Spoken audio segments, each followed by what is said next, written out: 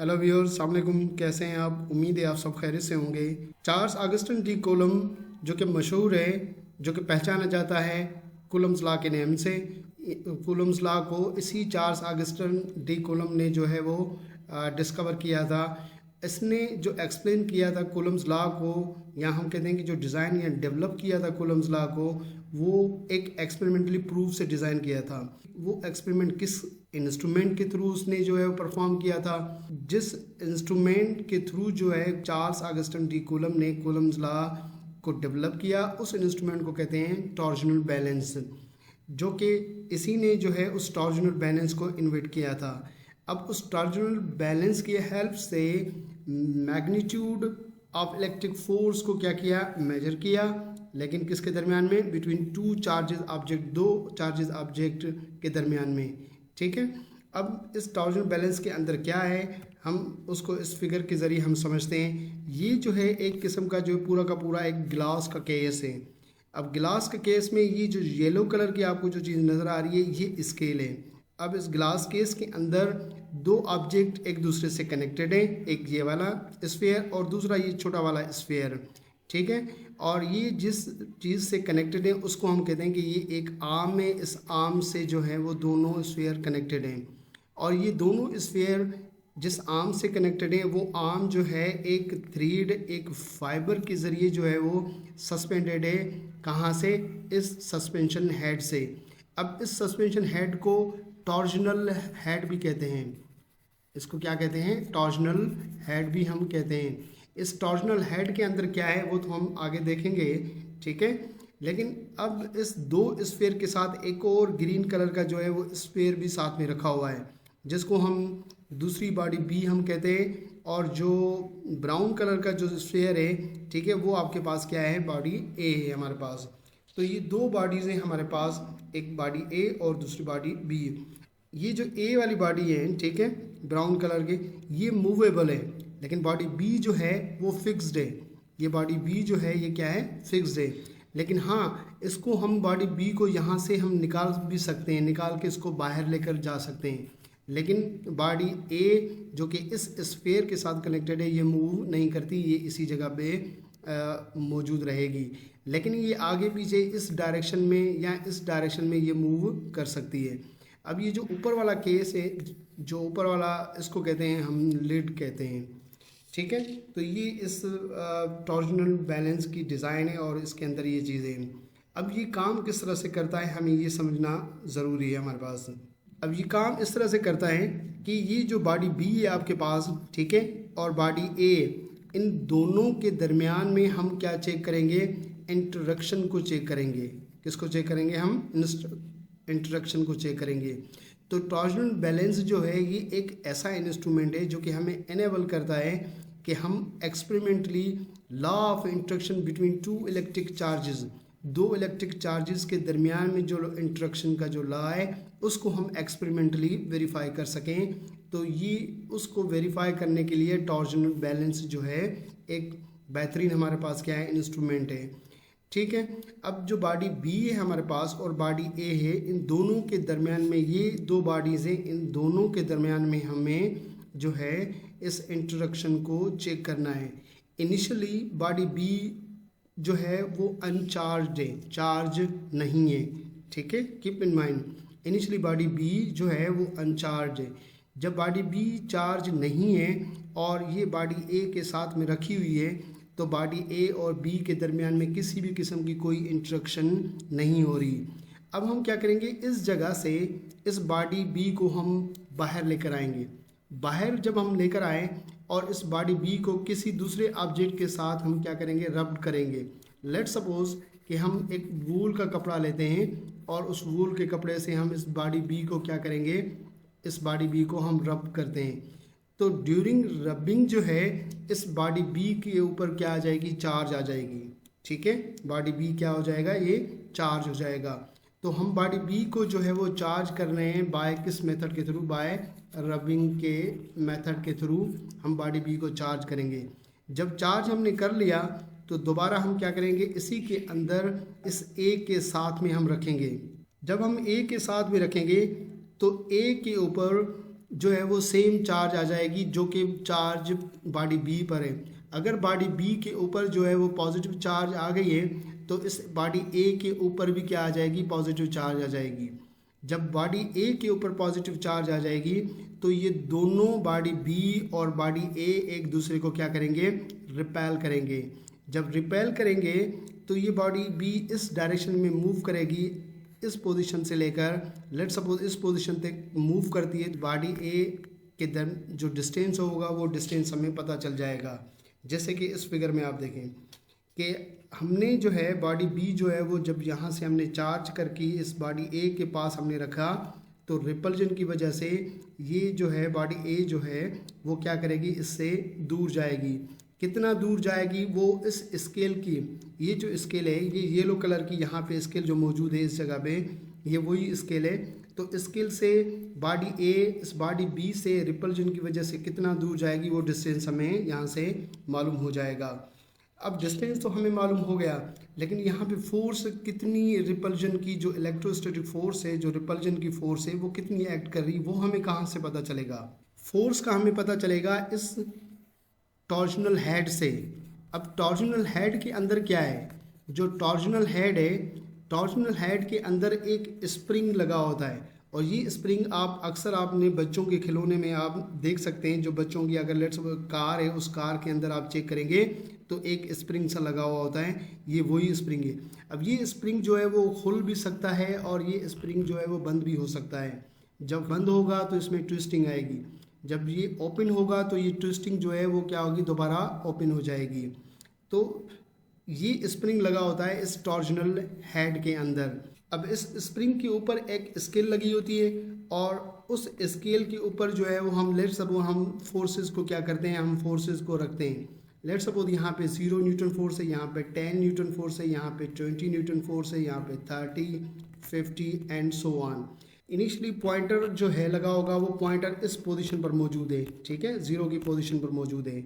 अब ये पॉइंटर अगर 0 की पोजीशन पर मौजूद है, हमने ये कब 0 के ऊपर मौजूद था, जब बॉडी बी चार्ज नहीं थी और बॉडी ए के साथ रखी हुई थी।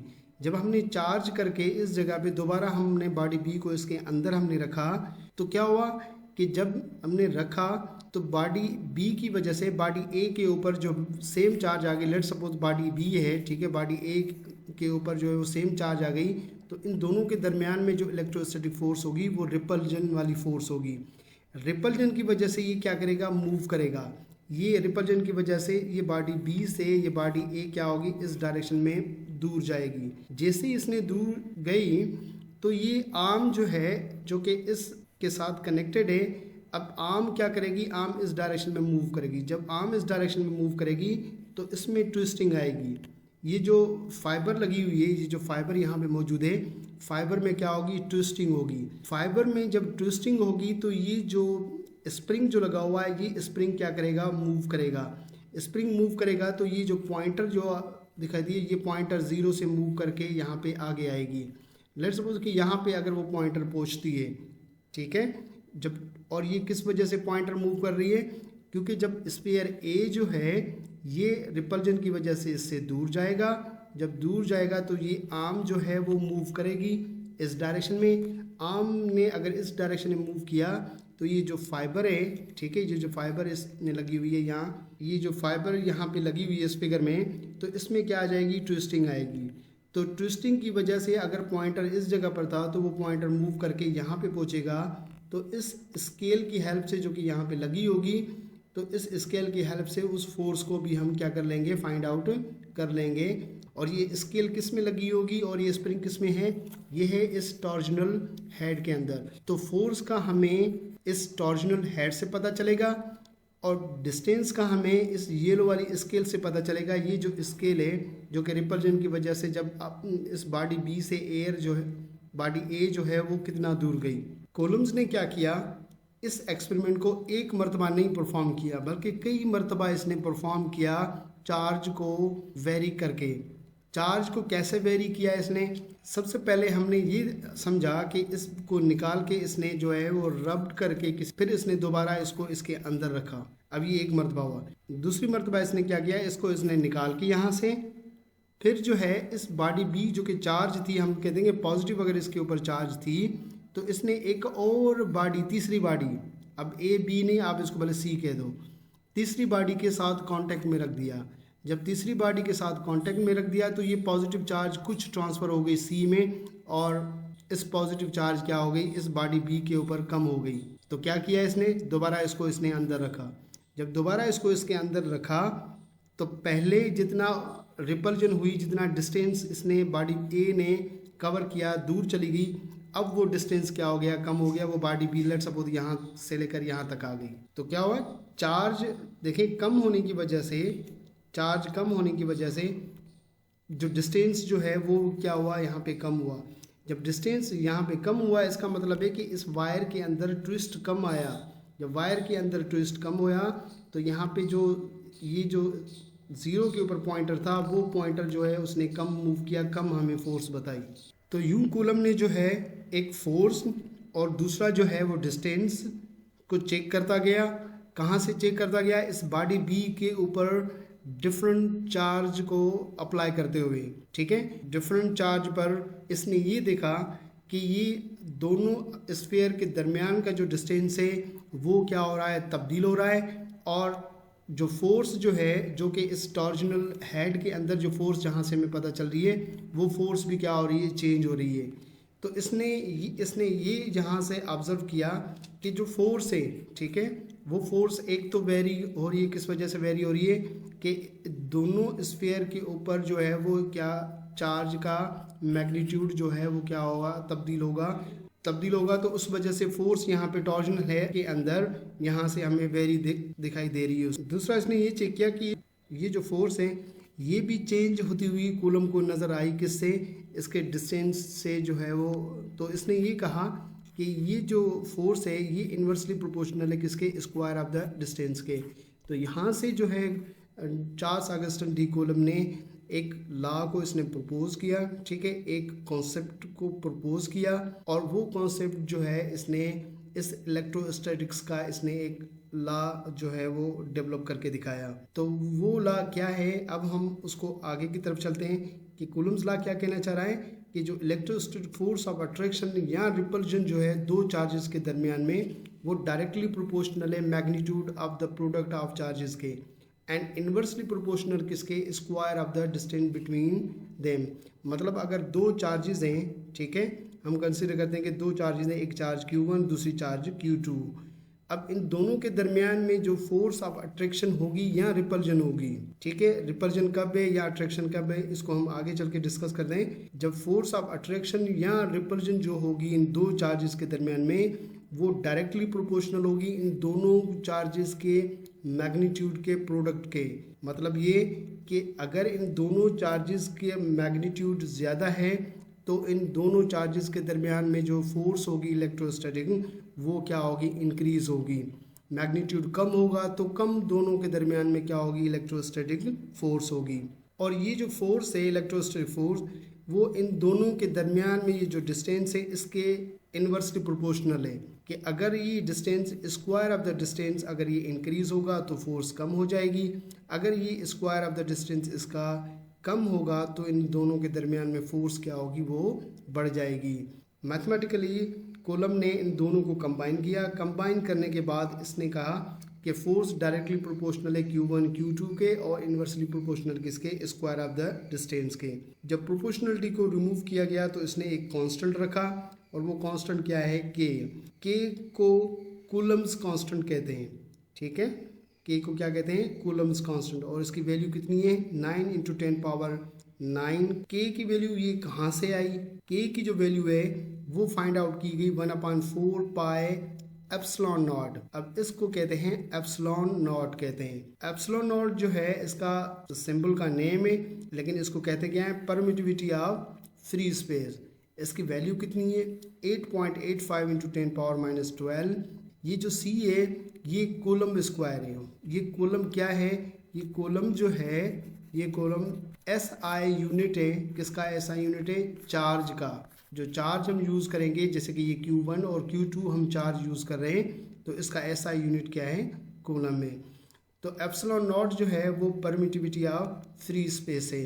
कि दो चार्जेस के दरमियान में जो स्पेस है, मतलब एक चार्ज ये है और दूसरी चार्ज ये है, इन दोनों के दरमियान में जो स्पेस है, इस स्पेस को, अगर ये स्पेस फ्री स्पेस है, ठीक है, मतलब किसी भी किस्म की कोई मीडियम इसके अंदर मौजूद नहीं है, फ्री स्पेस है, हम फ्री स्पेस यहाँ पे एयर भी कंसीडर कर सकते हैं कि एयर अगर हो तो भले हो, कोई मसला नहीं है, ठीक है। या फिर हम कहें कि वैक्यूम है, तो वैक्यूम या एयर के लिए, दोनों के लिए एप्सिलॉन नॉट की वैल्यू क्या रहेगी, सेम रहेगी।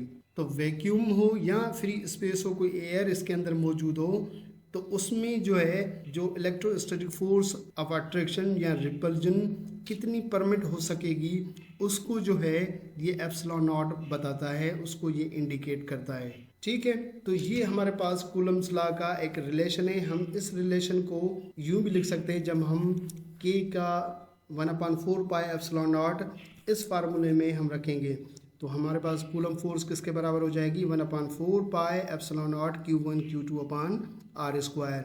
अब ये कूलम्स लॉ का फार्मूला है। आगे हम ये देखेंगे, अगर हमारे पास इन दो चार्जेस के दरमियान में कोई फ्री स्पेस नहीं है, लेकिन कोई एक इंसुलेटिंग मीडियम रखा हुआ है, तो फिर फोर्स क्या होगी, आगे हम इसको डिस्कस करते हैं। Force in the presence of dielectric medium, हम कंसीडर करते हैं कि दो चार्जेस के दरमियान में अब जो है मीडियम फ्री स्पेस नहीं है, कोई एक इंसुलेटिंग मीडियम रखा हुआ है, एक इंसुलेटिंग मटेरियल रखा हुआ है, जैसे रबड़, प्लास्टिक, वुड, ठीक है, ये रखे हुए हैं। इन मीडियम को डाइलेक्ट्रिक मीडियम कहते हैं। और ये देखा गया है कि डाइलेक्ट्रिक मीडियम को रखने से जो इलेक्ट्रोस्टैटिक फोर्स थी वो फोर्स क्या हुई, कम हुई एज कंपेयर किसके, फ्री स्पेस के। जब फ्री स्पेस था उसके कंपेरेबल इस डाइलेक्ट्रिक मीडियम को रखने से फोर्स जो है, जो फोर्स ऑफ अट्रैक्शन या रिपल्जन जो है वो क्या हुई, कम हो गई।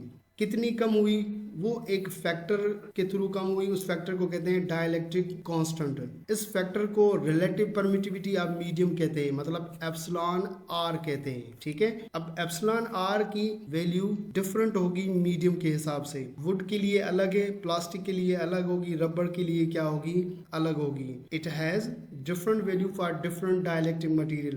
In the presence of dielectric between two charges, Coulomb's law is expressed as F dash, ये डैश लगा हुआ है यहाँ पे, F dash is equal to 1/4 pi epsilon naught और एप्सिलॉन आर। एप्सिलॉन आर किसको बता रहा है, एप्सिलॉन आर इस इंसुलेटिंग मीडियम को बता रहा है, डाइलेक्ट्रिक को बता रहा है, Q1 Q2 upon R square.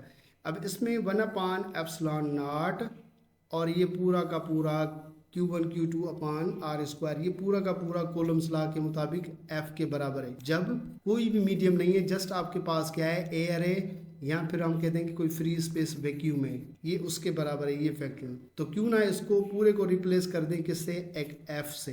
तो हमारे पास F डैश किसके बराबर हो जाएगा, F डैश बराबर होगा F divide by epsilon R के। अब आप देखें कि कितनी फोर्स डिक्रीज हुई है, ये एफ डैश हमें क्या बता रही है, ये एफ डैश वो फोर्स बता रही है जब डाइलेक्ट्रिक मीडियम है इन दो चार्जेस के दरमियान में।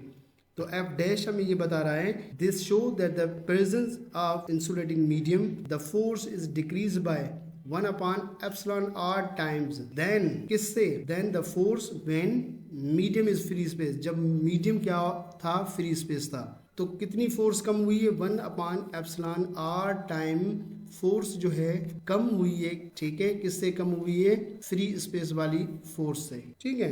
तो ये आपके पास कूलम्स लॉ है जब आपके पास क्या हो, दो चार्जेस के दरमियान में एक इंसुलेटिंग मीडियम हो। जब आपके पास क्या हो, दो चार्जेस के दरमियान में एक इंसुलेटिंग मीडियम हो। हमने ये पढ़ लिया कि जब फ्री स्पेस हो तब फोर्स क्या होगी, कोई मीडियम रखा हो तब कूलम्स लॉ का क्या फार्मूला बनेगा। अब इस फोर्स की डायरेक्शन क्या होगी, चार्जेस की पोलरिटीज के हिसाब से, चार्जेस की साइन के हिसाब से ये फोर्स की डायरेक्शन क्या होगी, हमें ये देखना है। जब आपके पास दो सेम चार्जेस हो, मतलब दोनों चार्जेस क्या हो, पॉजिटिव हो, ठीक है, एक ये पॉजिटिव चार्ज है, दूसरी आपके पास ये पॉजिटिव चार्ज है, तो दोनों क्या करेंगी, एक दूसरे को रिपेल करेंगी, ठीक है।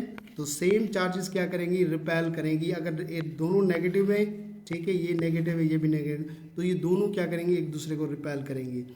तो रिपल्जन की जो फोर्स है, ये ऑब्जेक्ट इसको इस डायरेक्शन में रिपेल करेगा और ये ऑब्जेक्ट जो है इसको इस डायरेक्शन में रिपेल करेगा। अगर दोनों नेगेटिव हैं तो इसमें भी सेम कहानी है, ये वाला ऑब्जेक्ट इसको इस डायरेक्शन में रिपेल करेगा और ये ऑब्जेक्ट इसको इस डायरेक्शन में क्या करेगा, रिपेल करेगा। अगर दोनों अपोजिट जो है पोलरिटीज वाले ऑब्जेक्ट हैं, मतलब दो ऑब्जेक्ट हैं और दोनों के ऊपर जो चार्ज है वो अपोजिट है, हम कह देंगे एक पर पॉजिटिव चार्ज है और दूसरे के ऊपर क्या है, नेगेटिव चार्ज है, तो ये नेगेटिव इसको इस डायरेक्शन में अट्रैक्ट करेगा, पॉजिटिव चार्ज जो है वो उसको इस डायरेक्शन में अट्रैक्ट करेगी। तो क्या होगा कि दोनों की जो है वो आपके पास क्या है, ये पॉजिटिव नेगेटिव की डायरेक्शन और ये आपके पास क्या है, पॉजिटिव इस डायरेक्शन में अट्रैक्ट करेगी। तो कीप इन माइंड सेम जो है वो चार्ज जो है, सेम चार्ज वाली पोलरिटीज, सेम साइन वाले पोलरिटीज ऑब्जेक्ट एक दूसरे को रिपेल करेंगे।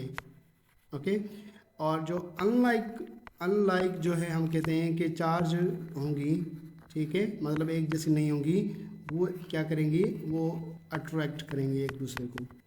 ओके, तो ये जो हमने अभी पढ़ा ये फोर्स की डायरेक्शन को बता रहे हैं कि जो इलेक्ट्रोस्टैटिक फोर्स होगी अट्रैक्शन की या रिपल्जन की, वो क्या डायरेक्शन होगी और वो किस तरफ होंगी।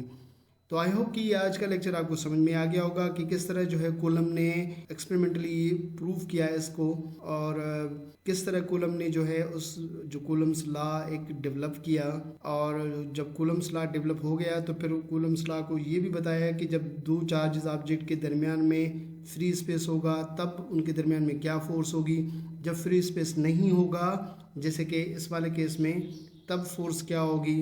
आई होप कि ये अच्छे से समझ में आ गया होगा। अगर किसी भी किस्म की कोई कन्फ्यूजन है तो वो कमेंट बॉक्स में आप पूछ सकते हैं। अपना बहुत सारा ख्याल रखिएगा। Thank you very much. अल्लाह हाफिज़।